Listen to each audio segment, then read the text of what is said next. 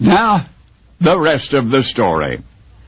It's called Springfield College now, but 100 years ago in Springfield, Massachusetts, it was the International Young Men's Christian Association Training School, the YMCA Training School. In 1891, the institution's physical education department was brand new. Jim was to be among the school's first phys ed instructors.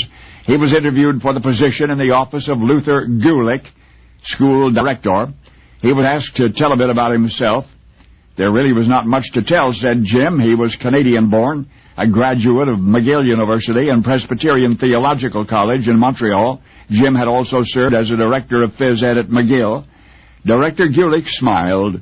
Jim, he said, was just right for the job. Oh, but there was one more thing. The director had an assignment for him. It was to be his first challenge as a member of the faculty. Jim announced that he would be eager to accept it. Maybe he should have waited until he heard the rest of the story, because in essence the director was distressed over winter collegiate athletic programs in general. Young athletes should greet baseball season, he thought, in top physical condition. The director insisted they should be ready to compete and win the very first thing each spring. Well, Jim promised that he would keep his class in shape over the winter. He'd keep his class in shape for baseball. All winter long, he'd prepare them with gymnastics and calisthenics. That wasn't quite what Director Gulick had in mind. Not that he had anything against gymnastics and calisthenics. They simply did not maintain an athlete's competitive edge, nor did they keep him thinking strategically. What the director wanted was a training device which would sustain the momentum of fall football, the physical and mental momentum all through the winter, until the first session of baseball practice. And that was Jim's assignment, to invent such a device. Jim said he would do his best, and the project became an obsession.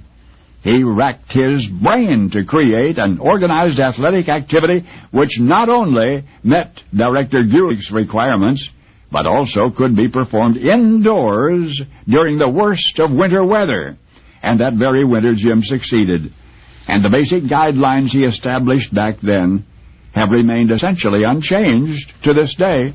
Soon after its creation at the YMCA Training School in Massachusetts, it became a popular activity in YMCAs all across the country, and then in educational institutions throughout the United States and Canada. And now it's difficult to imagine the world without it.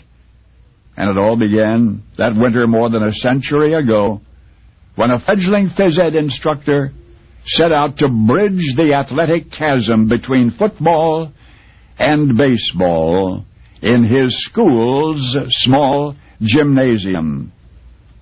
And with his only equipment, a standard soccer ball, and 2 peach baskets, now don't get ahead of me, a soccer ball and 2 peach baskets, he, 30-year-old James Naismith, became the father of the only major sport which is completely, utterly, originally all-American, basketball. And now you know the rest of the story.